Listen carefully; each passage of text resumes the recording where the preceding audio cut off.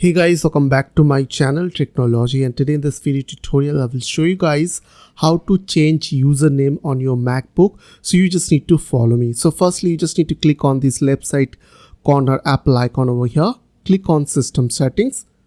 Once you have opened system settings, from your left side you just need to scroll down a little bit and you will get username and groups.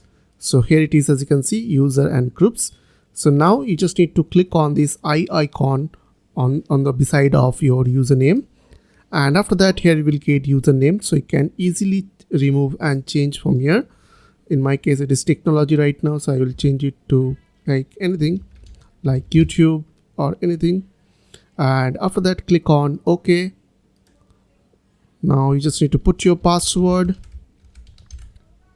and after that click on unlock, and you are done. Now you just need to restart your PC or laptop and it will change your username. So I hope this quick tutorial will really help for you, and please don't forget to click on the subscribe button, like button and share button, and if you have any queries or question then comments down below. I will see you guys in the next video. Till then, bye bye, take care.